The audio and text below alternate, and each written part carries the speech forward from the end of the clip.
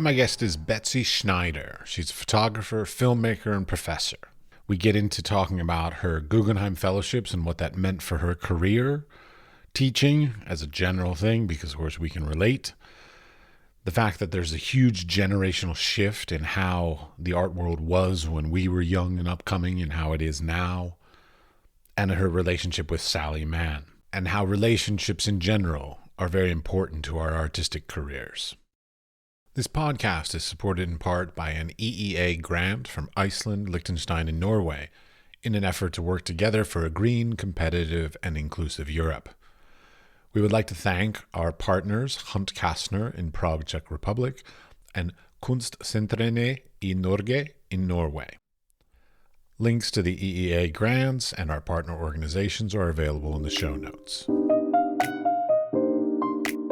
Could you please pronounce your name correctly for me? Betsy Schneider.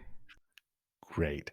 Now, one thing I always wonder about people in the creative industries is, of course, how were they made? So, like, were your parents creative? Did you have some great teachers? Like, how did you even get to the creative industries? They were actually both somehow involved in psychology. And I've realized really recently, actually, that they both come from these lines of people who are a little bit obsessed with recording family stories. Both my grandfathers, I've inherited 8mm films from both my grandfathers, which revealed that both of them, in slightly different ways, were recording their family. Were looking at their children. They were looking at I've been watching these films of my grandfathers looking at my parents as children, and only recently have I realized that that is something that it's not in the blood, I don't think, but maybe that just so somehow it came down that way. My mother started to, when I was a very young, she was working on a PhD, which she never finished, on psychology of children and art. And I've also seen recent photographs of me in my crib with like postcards, art postcards.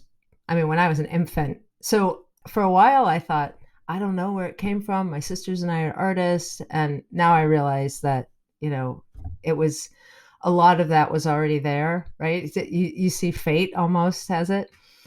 Wait, so you have sisters and they Yeah. are also artists. Yeah. I have two younger sisters, and neither of them has been able to fully form a career out of it, but they both make art all the time. So yeah, we all ended up going to art school after we tried to go to, the normal college. We all ended up getting art degrees. So I tried to go to the normal college as well. I went to Elon College in North Carolina and tried to be a psychology major. That didn't work at all because they tried to say, okay, you need to be a Jungian or a Freudian, or you have to follow sort of this thing. And I said, I like little bits of all of it, and I want to put together sort of my own thing from little thing. And they were like, no. oh, I am totally yeah. Yeah. So I left. I was like, fuck that. And then I actually went to the University of Iowa, where I was there as a Native American studies major because I had studied with a Native American shaman. I had done some archaeological digs, things like this. And I got there and they were like, oh, yeah, that major's not actually available yet. It's a planned major. And I was like, great, thanks. So, anyways, yeah, studying at normal schools doesn't work for me. Ended up at private art schools, and they were much better for me for sure. It was. I actually managed to finish a degree, a bachelor's in English, which when I found out, wait, we read books and then we talk about them. That's what the major is. But it was going on with literature that I realized I was going to have to study other people who studied literature, and it became increasingly about theory. And then I was like, I mean, similar to you, I was like, no, no, I want to do my own stuff. It kind of feels like a little bit of like inside baseball, like you're writing about people that write about people that write. Like it's just a little too in depth. Too many iterations away from the thing itself, I think. Yeah. Oh, I found it interesting. Okay, so and it's funny because I did the same thing. So this is what it's fascinating to me. You have a BA and then a BFA and then an MFA. I did the Yeah. same thing. I have a BA from University of Iowa, then a BFA from the Corcoran, and then a MFA from San Francisco. And you did the same sort of thing. But why did you do that? I know Yeah. why I know why I did it. So why did you do that?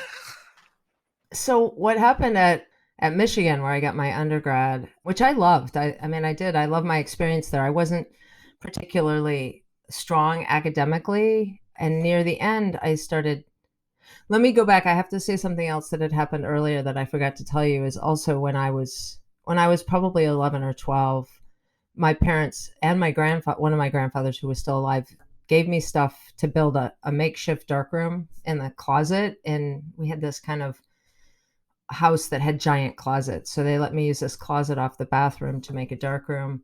I wasn't super disciplined. And as you know, with photography, when you're an undisciplined 11-year-old, I made a lot of mistakes and I made a mess, but I loved it. But then I stopped doing photography in high school. I think because I was an athlete. And I think somehow the idea of being an artist and an athlete, you weren't allowed to do both. So then when I went to college, I always knew I loved photography, but I couldn't take photo classes until the very end because of the way the registration worked and everyone wanted to take photo. So I took photo the last 3 semesters I was there, and I got to the end of my last semester and I'm like, wait, this is what I want to do. This is it. And they're like, you're done. So I only spent a semester thinking, okay, maybe I want to go to grad school. And I applied to a post-bac program at School of the Art Institute of Chicago. And they were like, we don't have one and you don't have enough experience. So how about you come get a BFA? And it took me about, there were a couple days there where I was like, wait, I just finished one. And then I was like, okay. And it was before it was insanely expensive to do something like that. I mean, now it seems like it would be a crazy decision. I mean, it was still kind of a crazy decision. So I was like, okay. And it was much more me. It was much more I I don't know if I fit in better at art school, but I definitely studying or making art just all of a sudden I was like, wait, this is what I was supposed to be doing. Not that I was particularly great at it or that it was easy or anything, but it just felt like I was in the right skin, I think. How did you end up there? Yeah, I'm not sure if I fit in at art school, And but nope, does anyone fit in at art school? yeah, I know that's sort of the irony is like it's a bunch of outcasts and cultural like abnormal people trying to be together somehow. So yeah, I'm not sure I fit in. I mean, there were still cliques even in my art Oh school, yeah. and there were the teachers' pets and the outcasts and all that. Because there's still all of that. I don't know if I fit in, but I had fun. Unfortunately, I'm still paying for it, so still through my student loans. But Yeah. hopefully, Biden will do something about that. Who knows? Why did I ended up at my because similar, like I finished my BA and I applied to a couple schools and they all were like, yeah, your work's not quite good enough for an MFA program. And they said, hey, why don't you go for a BFA before and sort of get your portfolio in order and sort of even my techniques and my Yeah. ideas, like make my ideas better because like basically I wasn't mature enough in my ideas to get to go for an MFA at that point, which was totally legitimate. So I said sure, so I did, and it was good. I have no regrets. Yeah, same here. I mean, it sounds very similar that I wasn't ready. I mean, similarly, right after there, I applied for an MFA and I didn't get in. And in retrospect, having been on those committees now, I'm like, I was good enough, but I was not ready. And I was like, wow. I mean, I think I was good enough, but I was like, wow, that was smart of them to be like, she's not ready at. And also, it would have been like 100 years of education without a break. I mean, somehow, or maybe I wasn't good enough. I mean, but anyway, I think that in retrospect, it's something you can say when you're a little older. It was like all those rejections from all those MFA programs when I was right out of my BFA, when I'd been in college for 8 years, and they were like, maybe you're not, maybe you 8? shouldn't be in it. Wait a It was minute. 7. It was 7. Yeah. Okay, because like 4 years of undergrad, then I got a BFA in 2 more years is all they made me do. So I got it in 6. So I'm exaggerating 1 year. So I did what I did with my BA is I took a semester off. My father was living in Denmark, so I took a semester off and lived with him. So I graduated a semester late, and then I took a semester. Well, it wasn't a semester off. There was a in between my gap semester between my two BAs or bachelor's degrees, and then it was 2.5 at the Art Institute, and then I graduated in December, and they did the actual graduation ceremony in June. So it felt like it ended up being You do four not have years, to but defend yourself. It's perfectly fine. I was I was old by the time. I felt old to be graduating from. Oh, well, I mean, in hindsight, it's funny. I hadn't even thought about this until we're now talking about this. But like, they probably should not have accepted me into a master's program because I was still a sort of a drug addict at the time. I was doing a lot of cocaine and heroin and things like this during my BFA program. And after my BFA program ended, I quit cold turkey and then started about like 6 months after having gotten clean. I then started applying for master's programs, and that's when I was able to sort of successfully find a master's program. So there is also that element of a little bit of maturity of choosing to, quit those childish ways and grow up. So was art helpful for you? I mean, was being in art school helpful during that time in your life? I mean, did you find that it was a Which time, the clean time or the drug time?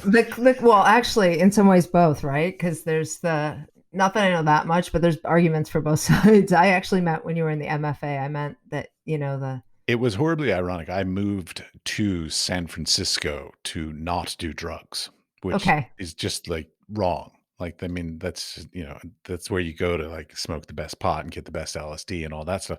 And I went there clean. So that was interesting in and of itself. But that my education was phenomenal. Like it was by far the best education I had of all my educations.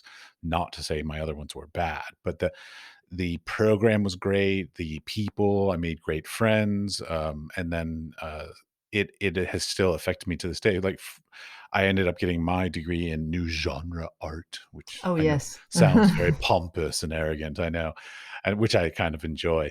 But it was more about the idea of making a piece of art the where the idea was the primary, right, and so, like, it was more important that your idea was really interesting, and then how it manifested could have been in any medium. So, like, any given day, I would be sitting in a studio talking with my peers and my faculty, and we would literally have to look at, like, a performance piece, a video piece, a printmaking, sculpture, painting, and a photography series, and just everybody in there would have to learn how to eloquently discuss any of them as art, not as whatever medium. So like right, when you go into a photo class, you're talking about photos. And so you can be like, so what kind of camera did you use? What lens did you use? What paper did you print this on? All this stupid technical bullshit that doesn't actually matter in the end. right, right. It's interesting because my grad program ended up being a little bit more like that. It was at Mills College. It was very small, and I ended up going to school. Well, you probably know because it's the same. I don't know, maybe you don't, but the same thing where my cohort wasn't only a couple photographers, and I ended up hanging out with electronic musicians, which played into my later life a lot. Not that much later, but that was great. It was so great to have to get away. I mean, photography too has the geekiness of photography, which I am sometimes seduced by. I have to admit, I exist on the line where I can be pulled into. It's I can be love talking about that, but I also ultimately am much more interested in talking about the ideas and the breaking the boundaries of the medium. I can go back and forth. Most, yeah, Oh, I love my gear as much as anybody else, but I also don't I'm a little tired of, like, people being snobbish, like, "Oh, your lens doesn't have a red ring around it," oh or, yeah, all kind of stupid shit like this, and I'm just like, ugh, it's exhausting, especially these days because, like, there are some phenomenal cameras and phenomenal artists who do not use the best equipment yeah. necessarily, but can make amazing, expressive ideas through it. So there's no need for that amazing equipment to be able to be making beautiful works. It's true. I wonder. I'm gonna throw something out there. I wonder if as a I don't know if it's because I'm a woman, but as very early age, going into a photo store was a little bit of an alienating feeling. And I'm not really good at talking tech. I'm an intuitive knower, and I would go into photo stores until actually relatively recently and walk out feeling like I didn't know anything, or I'd undertalk myself, or there'd be this like bravado in photo stores, and I hated it, and I hated going in there. And so that particular dialogue, I rejected it pretty early on, like talking about lenses and quality of gear. And only recently I've become confident enough to actually go in, and I still like undersell how much I know. I don't like that competition, but then I also walk out thinking I feeling competitive, actually, weirdly. But I mean, you're nodding your head, so probably you know exactly.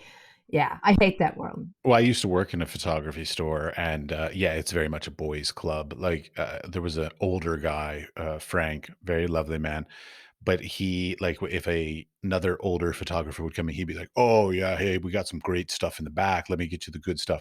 And then if some young lady who was, let's say, in school comes in, he'd be like, "Yeah, that's all we got." And like Oh wow. he wouldn't help her at all. And it is very much an old boys club, or it has traditionally been. I'm hoping it has changed. I haven't been working in that industry for 20 years now, but let's hope it's gotten better. I think, yeah, yeah. From what I can see, and obviously I'm not in that deep industry, but it does seem like there's some changes happening. I hope. We hope there's always changes in all industries. But you brought up the idea of like how you find your concepts and things like this. And that's something actually I wanted to ask you about, which is your your series of works that you've done over your career are reasonably sort of different in their subject matters and stuff. So, like, how do you come to an idea that says, that's an idea worth making a series about? I think I just often just throw everything at the wall that I possibly can and see if it sticks, and then see if I have the ability to follow through with it. That's a flip answer. Kind of, It's yeah, but it yeah, works. I think it's I do like I mean, I have ADHD and I don't know if that is part of it, but I've thought a lot about defining what it is to experience that. And I know a lot of people know, but it's this like idea, like it's also almost an assault of ideas. Like my brain is always thinking of ideas. And most of them are bad, or actually, more importantly, most of them I don't have the attention span to take them. So partly that's just like figuring out how idea management. So, and your question at its core kind of is, how do you decide what ideas are worth investing in? And I've also recently had a friend tell me, who's married to someone with ADD, and that one of the problems is your inability to prioritize. And so it's interesting because this question comes back to that, right? Like, how do I prioritize? And so maybe it isn't a flip answer, because I'll get tons of ideas, and usually they come from, I mean, I think my everyday life, although I don't know if that's true either, because I'll read the newspaper and I'll think, all right, somebody should make a computer program that simulates, I won't go into that idea, but I have like ideas that run through my head. So I think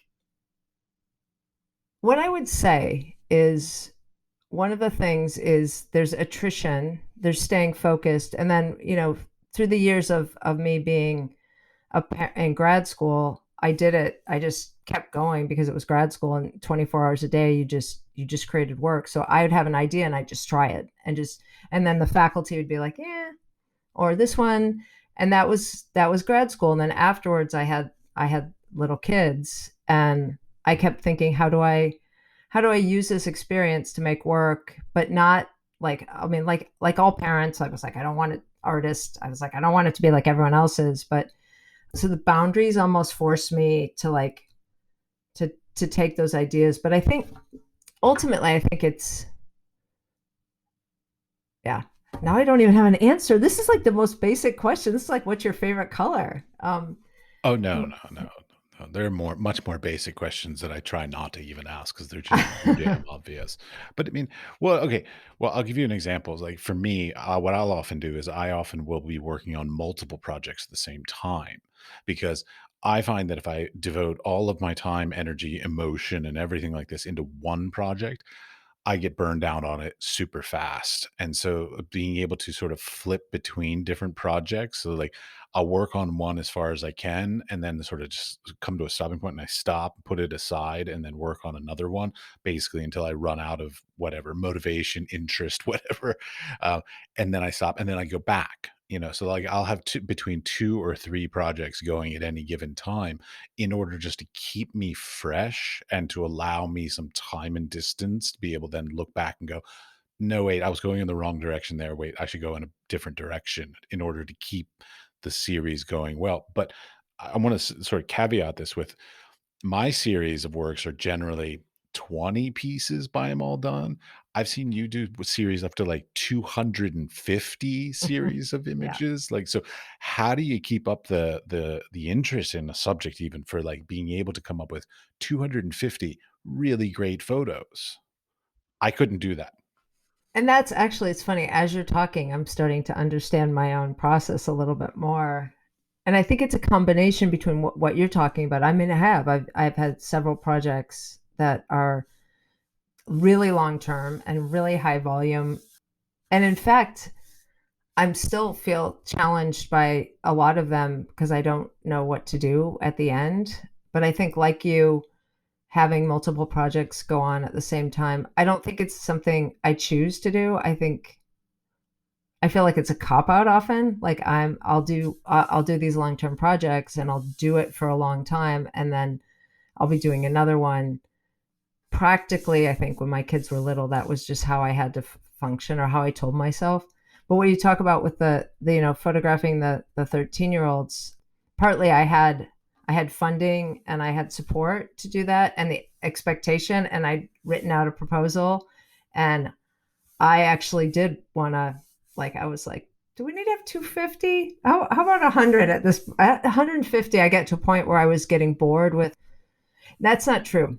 I was, I hit a hard place. I was getting the same, I felt like I was the people I was photographing, the kids I was photographing, felt like I was getting the same answers. And I was actually at this point where I was like, why do I have to, this number's arbitrary. I picked it. No one's going to force me to go to 250.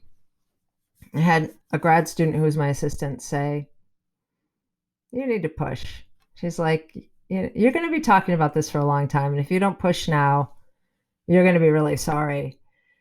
And it was right. And I did. And I pushed it. And I ended up getting more diverse kids. And I ended up pushing myself to that next place that I was afraid of. So, another answer I might have is I depend a lot on people around me. I enlist them to push me, or whether it's a deadline, or whether it's like relying on, early on, my ex-husband or my partner now to be like, you know, no, holding my feet to the fire to push things through. That doesn't mean there are a lot of projects I don't finish, or that are sitting in boxes, or my studio's filled with like so many unfinished ideas. I'm like ashamed to admit it publicly, but like for every one that gets through, there's like 10 more at one level and 100 more at the other level.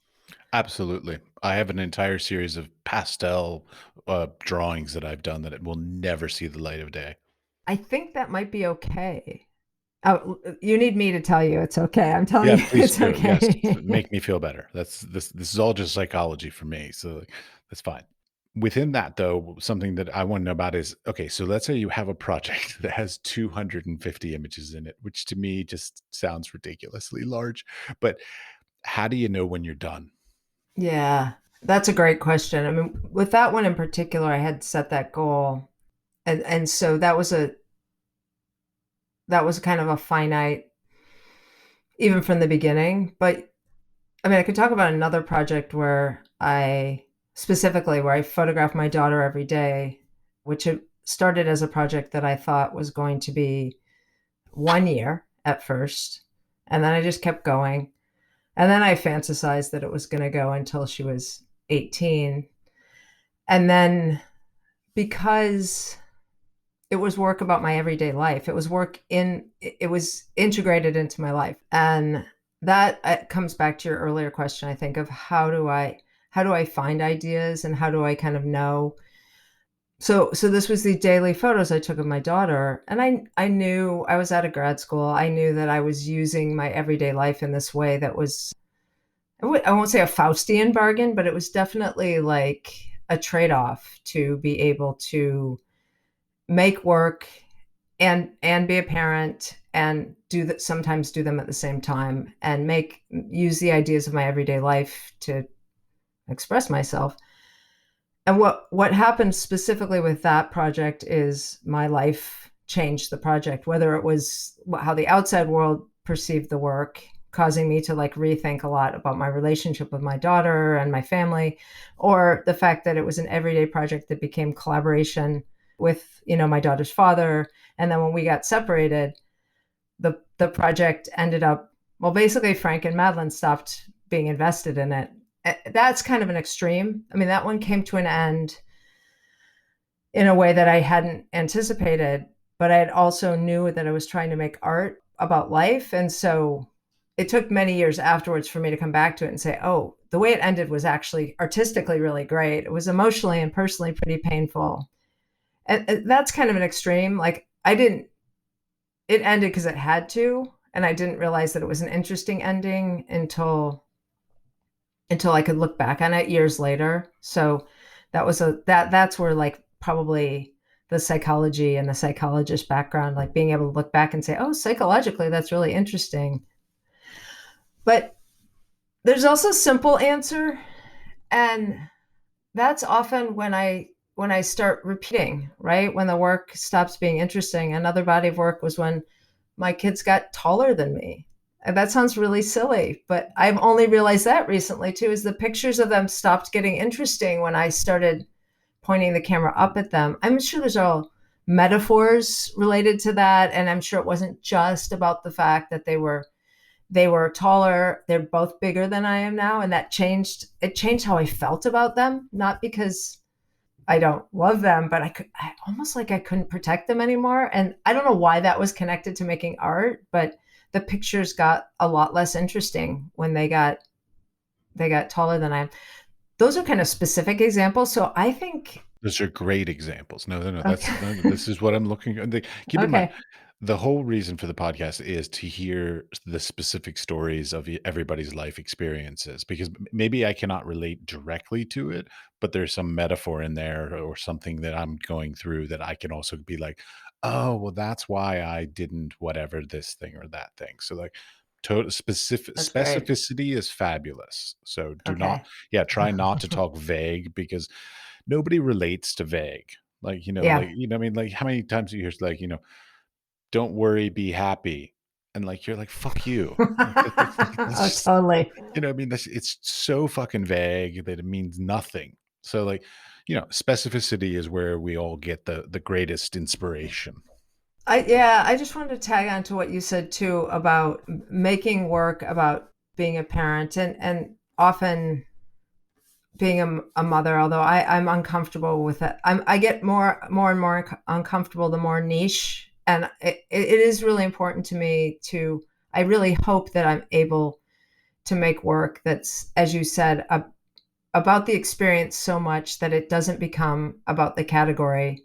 And that even loops back to what we're talking about photography and about like I've never been comfortable in like mothers groups or like specifically photo groups because I never liked that label. I never liked this idea of that the label's what defines me. Even though there's times where having community is important, or the I'll keep making the photo geek analogy. I mean, it's fun to talk gear for a little while, but it gets very boring if you can't transcend it. And I feel that way about my work. I feel like I know it's not true of all of it, but I really hope that people who aren't mothers, but who aren't parents or all these backgrounds, or even trying to make work about have ADHD. I mean, it's not, we can sit around, people with ADHD can sit around for hours and hours and talk about it. And that's not that interesting. It's interesting to bring other people into the experience. So anyway, that was a long answer, but Well, which in and of itself, it's very funny to hear that people with ADHD can sit around for hours and talk about anything.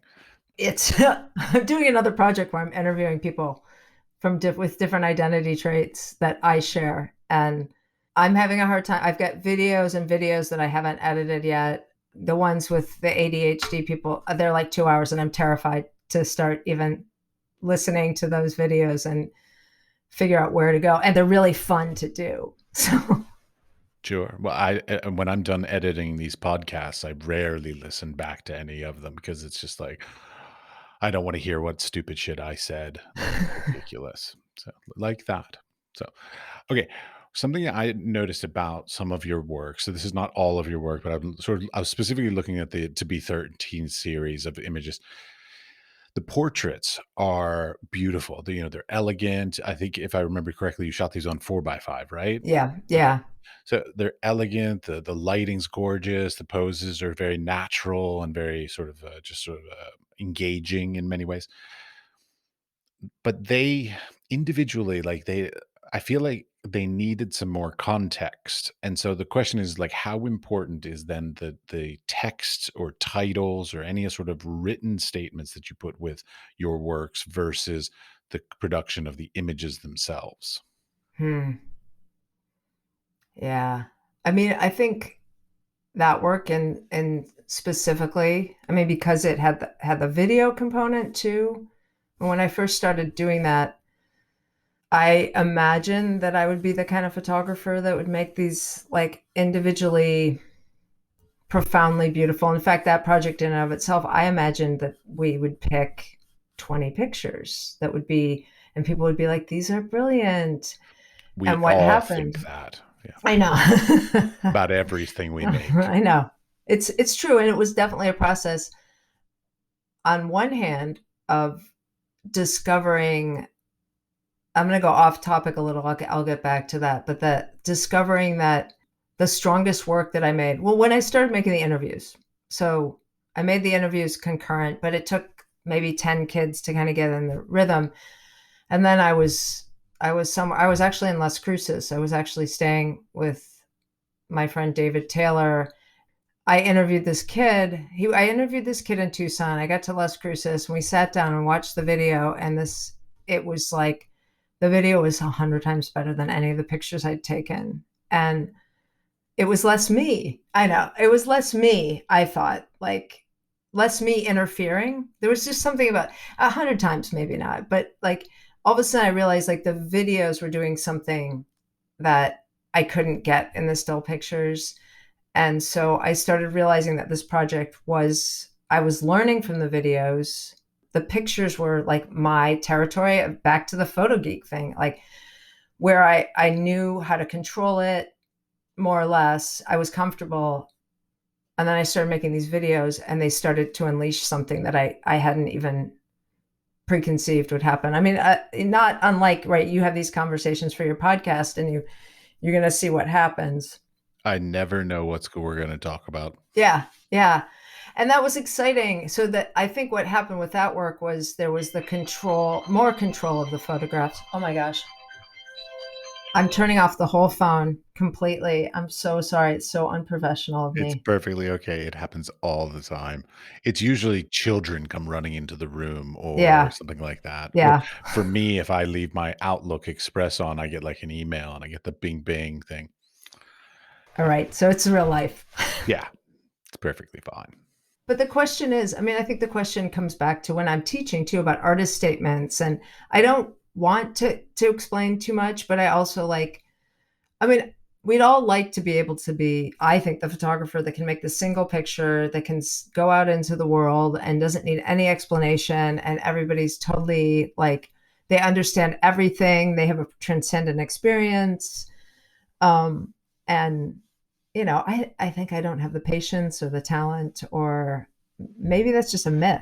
Anyway, I don't know. Well, to a certain extent, I do think it's a myth because, like, a lot of times I will see some of these historical photos that, I can think of sort of the iconic images that people are like, oh, this thing represents this time period and all that. And it says how everybody was feeling at this time and all. And I'm like, yeah, but it's only interesting because you have to put it into that context of that time. So you have to understand what was going on Right. at that time in order to say, oh, you're right, that's an iconic thing of that time. So every photo, no matter how much we all sit around and we're like wishing that we can make that iconic image that represents a time period or an oeuvre or a genre or whatever kind of word we want to put to it, it'll never happen. It never did happen. You Yeah. always had to have some additional context with it. So even if it was just a title or some additional images to put more context to the one image, or a curator saying, no, this is worthy of being Right. in a whatever. So like some outside influence, some outside contextualization that somehow made it more important. It was never just the one photo,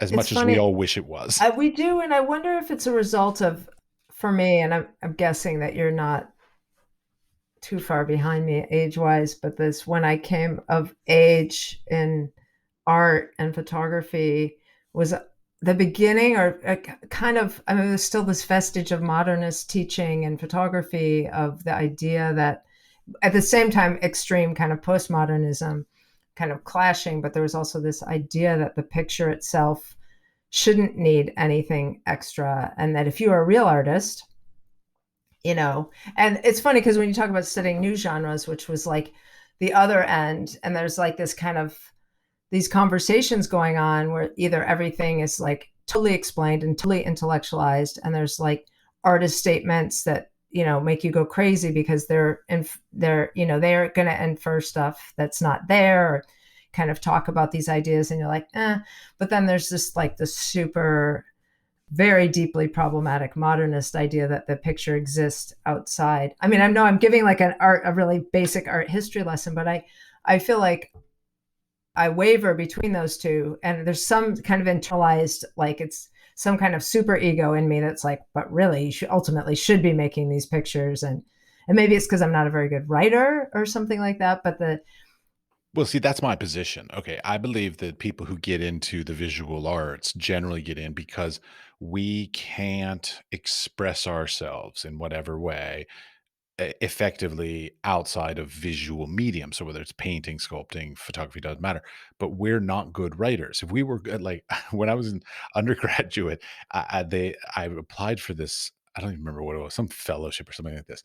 And they said, "Oh, and please write 2 pages about your work." And I was like, and so I wrote in really big font that took up 2 pages. I so said, it's like, if I wanted to write about my work, I would have been a writer.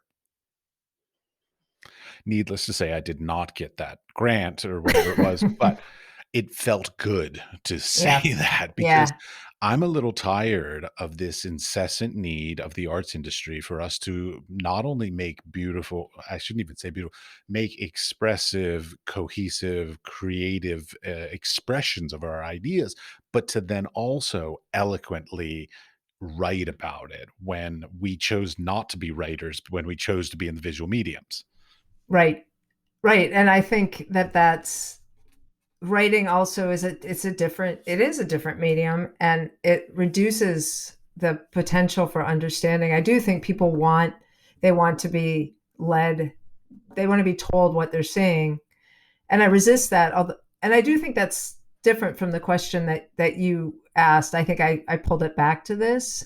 I do think, where's the space in between? Where's the space between the photograph or the object or the experience, or what does it take for an experience to be whole and cohesive? And you started by talking about the 13-year-old project, and I think that I do think that work went beyond me in a lot of ways that I didn't expect, and a lot of the things that I thought it should be, like I thought it should be a short edit, and the designer and the curator both said, no, this is about all 250 kids.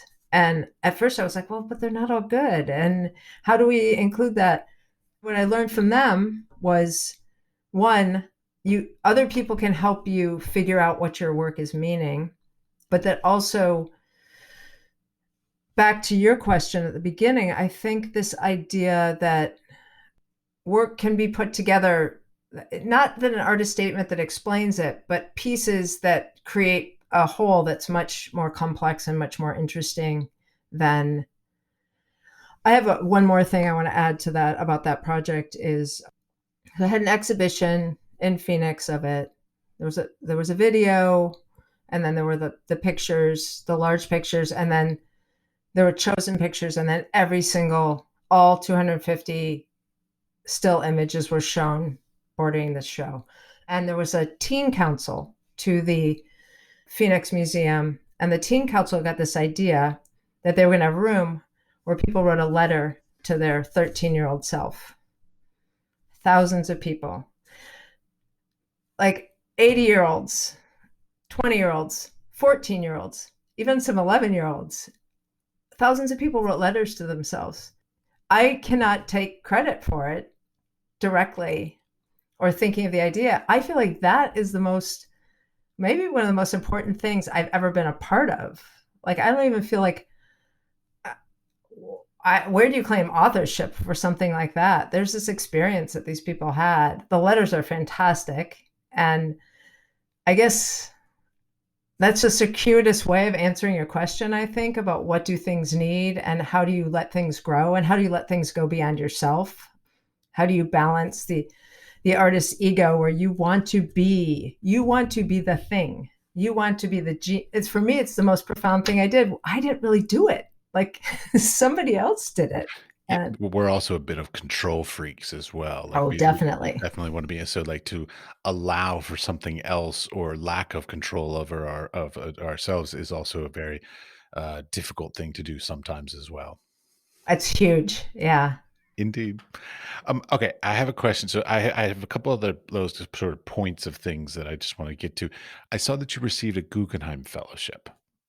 I'm fascinated. To me, a Guggenheim Fellowship is like up on the echelon of like, ooh, like like holy things to receive in your life, like that, and like a Paula Krasner kind of thing would be like holy crap, that's like a pinnacle of a career to me, kind of thing. Hmm.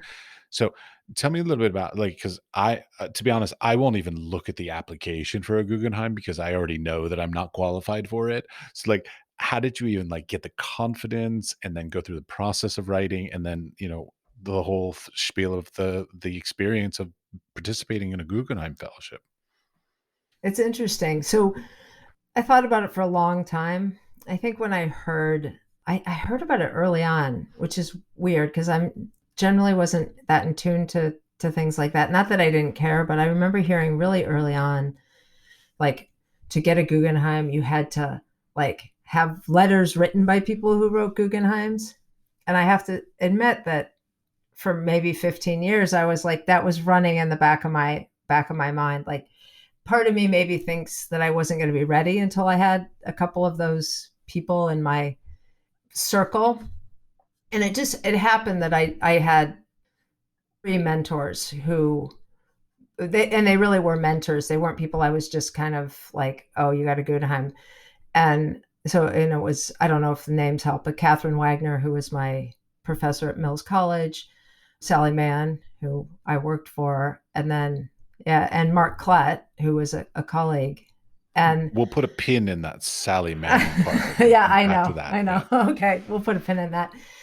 And so I had to be ready to ask them to do that. So that was the first thing, is I felt like I had to be ready to ask my mentors.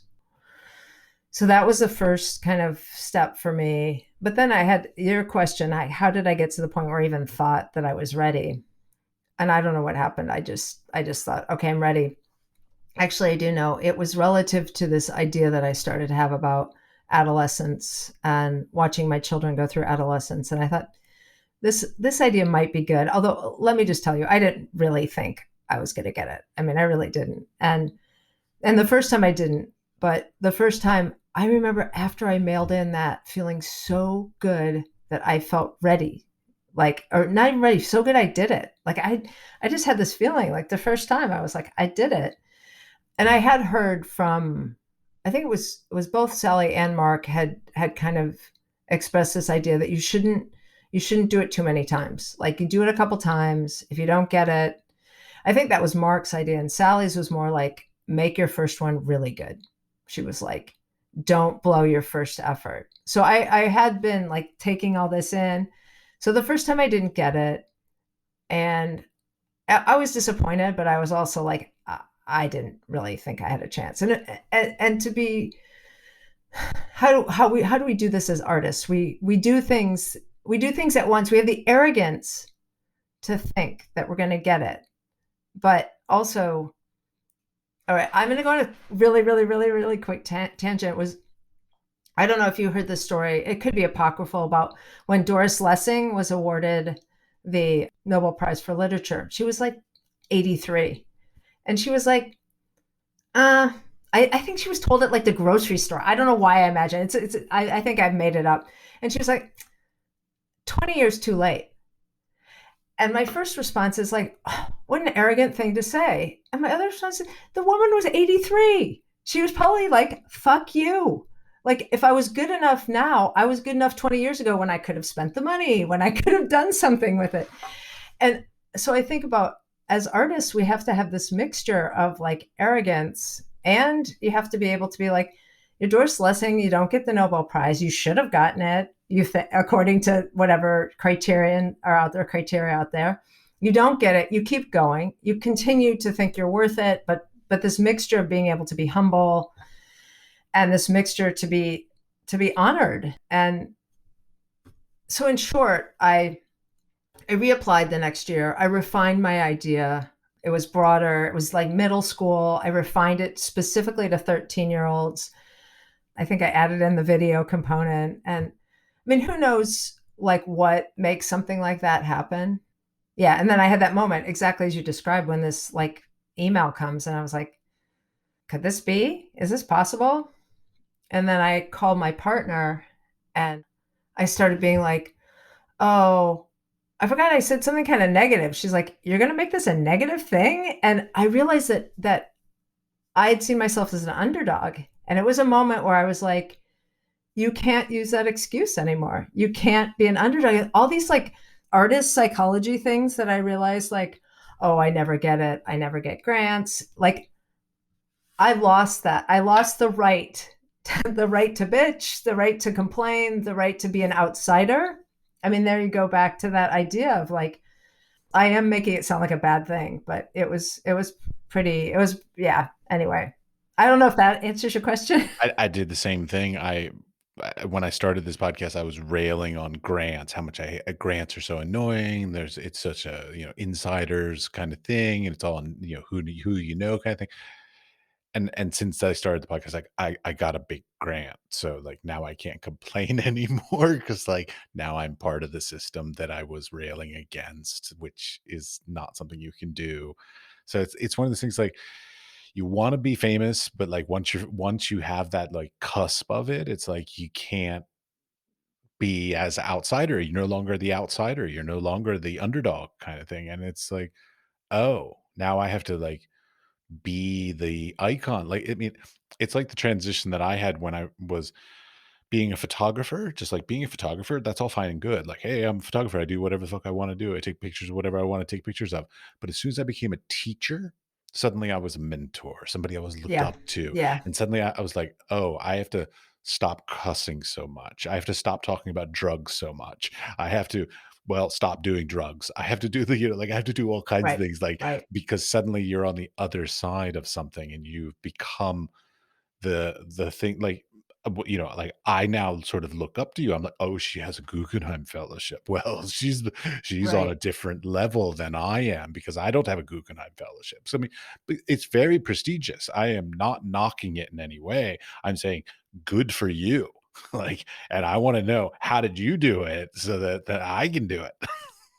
No, it's true. And I actually love talking about it because of that, because I mean, maybe ultimately because of the teacher in me, but I totally relate to like that realization that I remember when I first started teaching, I'm like, I can't be the class clown and the teacher at the same time. I was like, Exactly. well, then who am I? And I think the same, you're right to make that analogy that I was the horrible smart ass student that made teachers cry in high school. And the horrible irony is now that I'm the teacher that ends up getting all emotional at my students doing the same stupid shit to me. right, right. That's our conversations coming full circle to the idea about generational generations, right? And kind of realizing, and I think success, I mean, back to the idea of how we deal with success is also really important. And I think sometimes when we develop as artists, we develop ourselves in opposition to, yeah, I mean, like you said, things that you want. And is it Just that we, opposition too. That's what we do. yeah, That's it. exactly. And that has its limitations, I guess, ultimately. Like, I mean, ultimately, I think as artists, we're the opposite. We're making stuff. We're actually trying to enrich in what's there. We're trying to make not, that's trite to make the world better, but richer and more complex and more interesting and to more than. I would just say our job is to make it more than, to take things and transform them into things that are more meaningful than they were before. The box of paper, the film, the, whatever the materials are, the pile of wood. So instead of being in opposition to, we are actually supposed to be making stuff, but that's terrifying and threatening. And I don't know. There's a lot of trains to go down of thought, and a lot, like you said, for me too. In art school, a lot of these thoughts started. This idea of being contrary, but also the artist ego, like our like complicated, fragile, which it shouldn't be fragile. We should be even stronger because we're the ones who are just saying, how about this idea? And how about this idea? And reject. It's okay if you reject and you're critical. Yeah. Well, for me, my father's a minister, Episcopal minister. And so like he grew up, or not he grew up. When I was growing up, he was the moral and a moral compass of the community. He set the standards kind of thing. So people look to him for that. So of course I was completely contrary to that. Right, And right. and then in long form irony, I ended up becoming a teacher. And I mean, even by proxy, a little bit this podcast, like I'm becoming the moral compass of like the next generation kind of thing. So like it's one of those really, really interesting things. Like we all, as creative people, we want to be contrary, but we also want to participate. So like Yeah, I don't want to be contrary, so contrary that nobody even acknowledges me or sees my worth or whatever or respects me. That's a huge word for me, respect, by the way. But I need to be participating. So like yeah. it's a tough line to balance. Like I want to be outside, but I also want to be inside. Right, right. I mean, it's when you said that, it also all of a sudden explained to me something that as another point of tension I've always felt was this idea about teaching and creating art, and that somehow one sacrifices the other. And I've worked really hard. For me, they're integral. Had one semester where I wasn't teaching, and I realized like I just sat around, that I need to the teaching to make the art. But also what you've said too about, I forgot exactly how I was going to articulate it, but I think there's something really important there about a willingness to admit that we want to be invested, and that we're, I guess, at the key teaching, how do we teach people that both to care and to be invested, but to also take risks, and also that kind of that impossible space, I think, that artists have to exist in, and that mentoring other people to exist in that, for me, is really meaningful. And it helps me get past that dichotomy of real artists don't need to teach kind of bullshit, actually. We're always told we need to be pushing the boundaries. We need to be trying something new. We need to come up with something that's never been done before. This is what we're being encouraged to do. Yet we're also encouraged to play within an existing system that wants us to do what's already been done before. So it's very hard because they want us to work outside of the system in order to be accepted by the system. Yeah, yeah. And it taken to one logical conclusion, it's absurd, and it's impossible. And if you're genuine, I mean, here's some, if you have integrity, or you're genuine or authentic, or all these words that actually have become part of the catchphrases now, but if you really are, you'll be split into a million pieces. And I think a lot of us are, they're trying to negotiate being a part of an institution, being a part of a system, and being authentic. I know, I feel like that word is so inauthentic. The second I use it, I'm like, ugh. But having integrity. These now all sound like hashtags to me, They unfortunately. totally do. Yeah, I know. I mean, the authentic people I think of are like, there's this guy in the Czech Republic, Tiché. Have you ever heard of him? Mm-mm. He literally was mentally unstable, like Henry Darger Oh or yeah, yeah, yeah. those kinds of people. Like they're authentic, like because he didn't give a shit. Like he did not think of himself as an artist. He just thought of himself as I'm gonna like draw the crazy that's in my head for Right, me, right, and right, never intended for anybody else to see.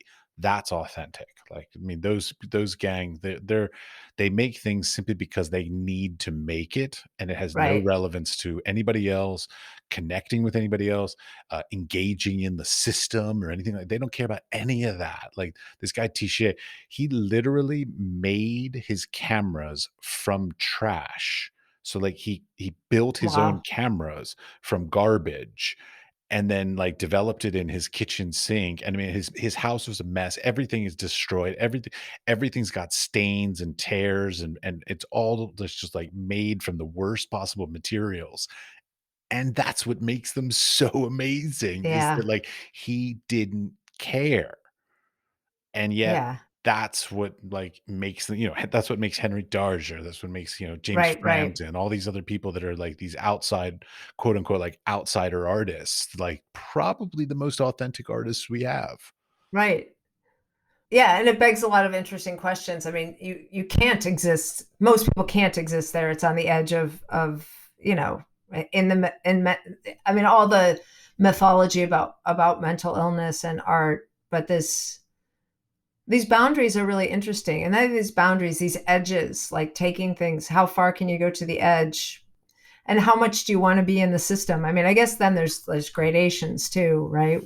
With that, which I think becomes Well, yeah, but then interesting. there are also different systems as well. There's the Right. market, which is like selling art. Then there's the institutional system, which would be sort of exhibiting sort of system. So like though even in and of itself, the art world is sort of split. Like either you're a selling artist or you're an exhibiting institutional artist. And those are two very different worlds that often don't overlap. Right. Yeah, that's a whole other interesting question too about I mean even I mean back to the Guggenheim question of actually it could even I could even talk a little bit about Sally Mann in relation to that about this idea of how much you are what does it mean when you're in the system and then what constitutes success in the system and the idea too of I think the negative forces that inform a lot of us as artists, this idea of envy, this apocryphal quote I heard once that supposedly Richard Avedon at Arbus's funeral said, I mean, who knows if this is true either. I wish I could be an artist like she was. And someone said, no, you don't.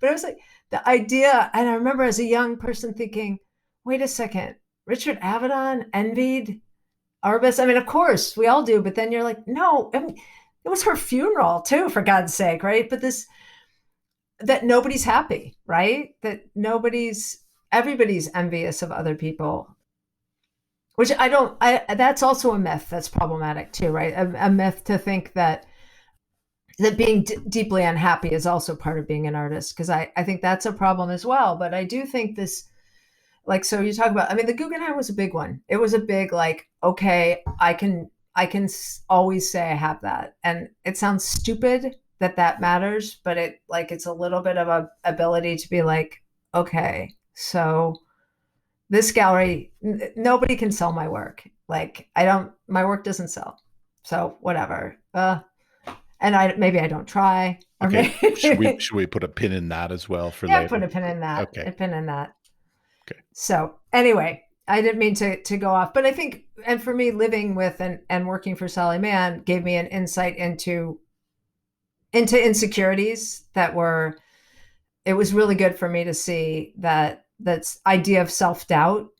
No matter how much success you get, there's still self doubt is all essential, basically, to keep yourself making art, making meaningful art. I think that I mean, with Sally, it's a little bit a part of who she is and her performance, but I think it's genuine too. I think that like every time you try something new, if you know it's going to work, that's boring, I guess. I admire Sally Mann to no end. I mean, I may not love every series she's ever produced, but I really admire how she has done her career. And many of the images are very powerful to me because she was of my time. You know, like she was she was because I think I was finishing up my BFA when she sort of just put out at 12. And so like that became sort of the big So thing, we are the same age, aren't we? So the I big like make new myself. book. Like everybody's like, Yeah, "Ooh, you yeah, gotta look at yeah, this new book," yeah, you know. So like, yeah, I mean, she's very much influential in my sphere for yeah, sure. I mean, I always wonder about her, you know, because she is a bit reclusive, and she doesn't do a lot of yeah. interviews and things like this. So like, she's a bit. I hope someday there'll be a bit more. I know she wrote a book recently, the memoirs that I haven't read yet. I apologize for that, Sally, if you're listening. It's But you know, it's I'll all get right. around to it. You know, but here I'll give you.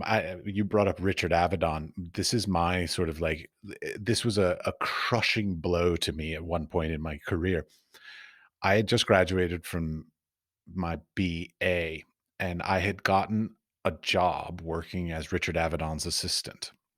Oh, And I was like, well, that's amazing. And so I was living in Iowa and I was to fly to New York and I was supposed to be there on Monday. And I had to call him and I said, I can't make it on Monday because I have to graduate. So like I literally like have to walk across the you know, get my diploma, all that kind of crap. Can I come on Tuesday? And he said, if you can't come on Monday, I don't want you. shit. And that's it. Conversation was done. And I'm like, Wow. wow, okay. On the one hand, that would have been an amazing opportunity. But on the other hand, holy shit, what a fucking asshole. Yeah, yeah, yeah. Wow. So, Wow. you know, I mean, those were ground rules, right? You immediately knew what you weren't going to be dealing with or what you were if you had decided to skip your graduation.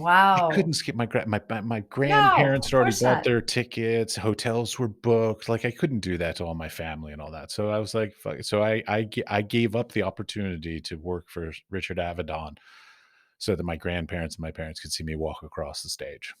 Yeah, you made the right choice. Yeah, you Do know, you I think? wonder. I mean, well, I mean, do I think yes? You know, emotionally, family, you know, that kind of stuff. Absolutely, the right choice. But then when you look back on your career, I'm like, professionally, was that the best choice? Yeah. Yeah, I mean that's I think that gets to the core of some other things though that like you chose who you were in a way. That was like making a choice about wow, that's a good story. That's a I feel like it's a sad story, but you know, whatever. yeah, I don't know. I've heard that he's very difficult to work with, and so it took a certain kind of person to be able to work for and with him. And I, quite honestly, I don't believe I would have lasted as his assistant. So yeah, Yeah. probably better in the long run. Yeah. There's a lot of it triggering a lot of thoughts about that and about egos. And I think, I don't want to make this all about Sally because I could talk a lot. It was a really I mean, we continue to be close friends and I think it was a really intense experience. And I think I mean, she does. She is driven and she has a huge ego, but ultimately learning from her and being with her, she was a great mentor. She's not like a natural teacher, like she would not, but I learned so much about so many things from her. And she would, she's definitely not like about using her assistants to build her ego in that way at all. And I think that that's interesting. I've heard similar stories about other will not be named high level fashion photographers or and how they treat assistants becoming part of building a system of this is what you do to people when you get power. And I don't think that's the only way to do it, but obviously, wow. Anyway, it's a good story.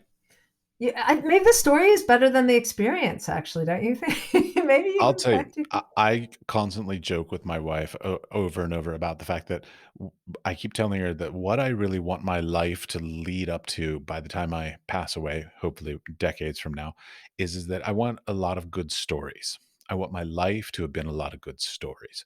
I don't want to hear, yes, I did my job well, or yes, I whatever. Like, I mean, I don't want to work a job or do a life that basically I don't have any great stories. To me, that's the best part of life is not only to have experienced something, but then to be able to That tell a great story from that experience. That's that's to me, that's the best part of life. no, well, that's why doing a podcast is probably a really great thing for you. Well, also my dad's a minister and I'm a Oh, teacher. yeah. Oh, that's This all right. kind of fits together. It's kinda all Yeah. coming together. Yeah. All right. So I noticed on your CV that you do portfolio reviews for Lens Culture, specifically they're online, so lensculture.com. I also do these. These are these anonymous reviews, which I really quite enjoy to do in many ways. It's a bit tedious and annoying in other ways, but I really love them because the fact that they've constructed them in a way that they are anonymous. So like I as a reviewer can be a little I feel like I can be a little bit more honest with the reviews because they don't know who I am. But on the same hand, I know that they probably would get more out of it if they did know who was doing the reviews kind of thing. So like they would understand the perspective that was being brought to them. So anyways, that's all about my experiences. How have your experiences been doing, any form of portfolio reviews and or reviews anonymously on Lens Culture? Just recently, through another interview process, a woman who is a teacher that I know we were talking about things going online, and she mentioned that she's Indian descent, she's a woman, and she said teaching online this last semester she got more respect than she's gotten before. And I think that that connects to what you're saying. I hadn't thought about that with the Lens Culture reviews. When I was doing it pretty intensively at a time when I wasn't teaching, one, it was filling something I needed to be able to give my opinion. But some people push back in this way where I don't know if you've ever gotten this feedback like, who are you? And like, who are you to say this? And I was like, I got really close to writing, like, mention the Guggenheim. I got really close to start mentioning like my CV. And I thought, that's not the point. And the ability to listen to people crafting really good criticism in that timely manner, right? Because these reviews, when you get paid, it's piecemeal work, right? It's bit economy or gig economy, bit economy. So there's this balance between giving people something that felt really valuable and being honest, but then not being cruel, right? So I thought it was an interesting challenge. The system is built in a very interesting way where basically we as the reviewers get to choose who we think we can give good Right. feedback to. So I'm not given some like absolutely horrible portfolio that I'm like, oh, I've got to say something nice about this and it's just atrocious. So like I get to choose and I can say, okay, I think I can say something to this person and help them in some way. So there is a certain amount of like, I think I have something beneficial for them. But in the same way, so you're right. Sometimes I get people pushing back because they do really like my thing is like there are certain people that take criticism well and certain people who Yes. do not take Yes. criticism well. I have generally found through my experiences, anybody who defines themselves as professional does not take criticism well. Oh, interesting. Because they think they've made it. They Correct. think they're there. Yeah. Yeah. Yeah, so I've stopped doing reviews for anybody who lists themselves, self-defined as professional because I know they're gonna be a pain in the ass. Interesting. So just one more thing that I noticed about lens culture is there were a few people because you we can read a little bit about them. And there's a few people that came up and I was like, all right, this is someone at my level. And I often found that when they were and this sounds really at a very high level, the kind of person that would be reviewing themselves, they were actually usually pretty good about taking it. I don't know. Maybe you didn't find it that way. I had one experience that just would put a bad taste in my mouth. Somebody wrote back a very nasty email to me, about like basically saying like, "I'm very good and I'm very well respected, and who the hell are you to give me this feedback?" And I'm just like, "Well, then why did you ask for it?" It was that's exactly why. Did you just want someone to say how great you are? I mean, that's like Yeah, I want to be really clear, yeah, because in case somebody from Lens Cultures hears this, like yeah, I enjoy working for Lens Culture, and I think overall the entire project of sort of giving port online reviews is fabulous. So yeah, like, I am in no way discouraged by that or dissuaded by that, but there are those random people that just basically, like, I think when people choose to have a portfolio review, they need to be ready for the feedback, positive or negative, specifically yeah. more the negative, and be ready for that because, like, I've been a reviewed person. Like, I have sat in Right. portfolio reviews, and they have been soul crushing. Like, people, like, they'll just sit there and be like, "So, why do you think this is interesting?" Like, "Oh, wow. Yeah. Hey, you Yeah. don't. I got Yeah. it." Yeah. And you have to be willing to take the feedback of, like, you're not there yet. Yeah. I, to this day, hate it when I find out that my work isn't what I think it is, but and it makes me mad, and then I'm really grateful that someone's telling me that, you know? I recently had a guest on the podcast who is a curator who I then off mic asked them to review my work, and they just ripped into me. They just, like, just did not like my work at all. And Wow. I'm like, "Oh, okay. I thought we were gonna be friends. Alright, I guess not." Wow. So, yeah, but don't get me wrong, all legitimate feedback.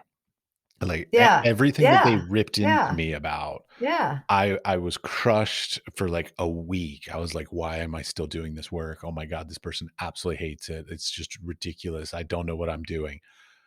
But I'm still in the process of doing it, so I have the ability to make changes, so, like, Right. there's an interesting shift of, like, I love getting feedback while I'm still working on something, but once it is completed and it's out in the Yeah. world, just either you accept it, but just don't give me any negative feedback once it's completed. Yeah. Yeah. That's my ego. I think there's different and from being a teacher, because I think that this is a huge value that art education has, is that teaching people how to take criticism. And generationally, this generation is notorious, this generation of for not being particularly good at that. And I think they need that. I think we all need it, to be honest, right? To act like, ooh, this again, back to that this generation. But I do think that this idea of being able to take criticism, but I also think the critiquer, critiquee, the reviewer needs to understand what you just said, is that people need different kinds of criticism at different places in the process. And there are times where the criticism is going to be soul crushing and just kind of like mean.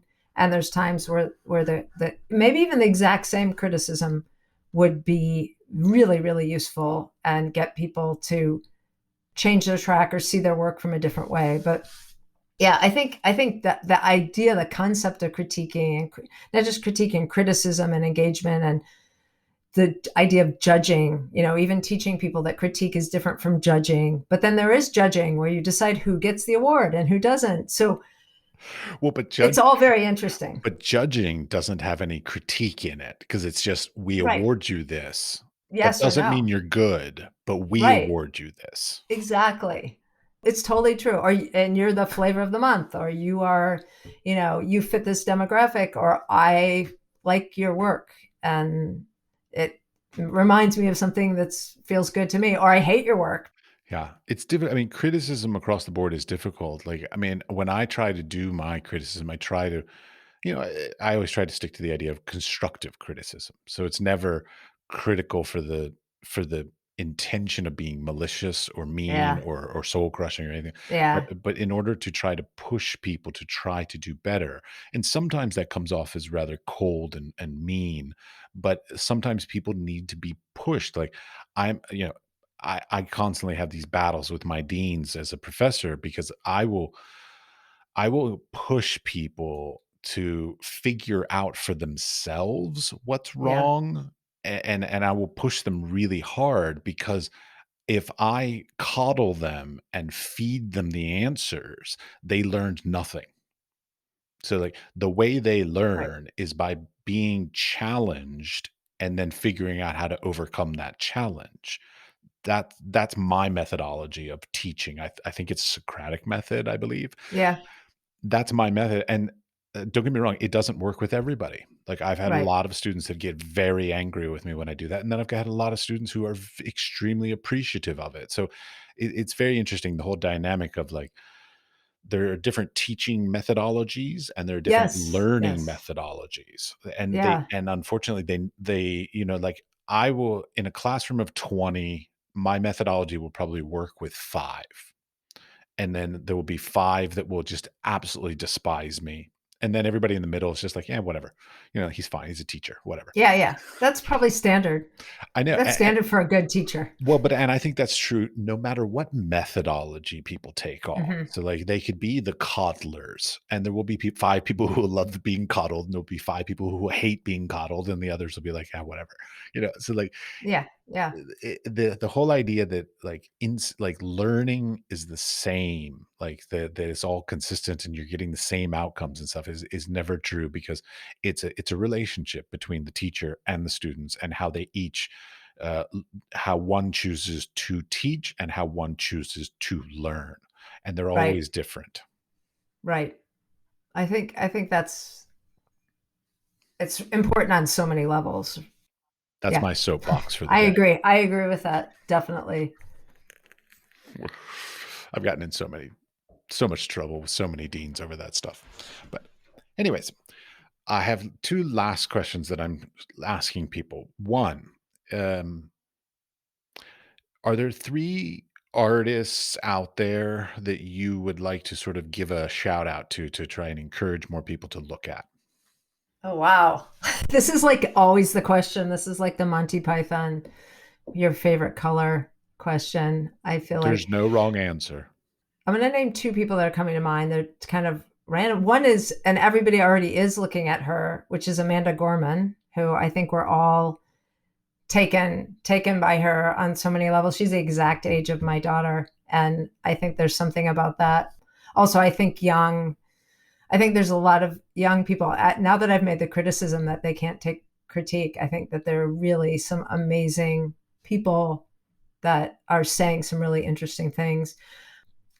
And now I go way, way back, and Todd Haynes, Todd Haynes as a filmmaker, but I watched the Karen Superstar, the Karen Carpenter story, where he tells the story with Barbie dolls, and I just still, I mean, I'd make my students watch it, and they're like, this is so old, and but he comes up as someone, for some reason, I feel like his ability to walk the line between empathy and privilege and being able to see, whether it's in his films, well, in his films obviously, and those are kind of just like, I got to think of one more person.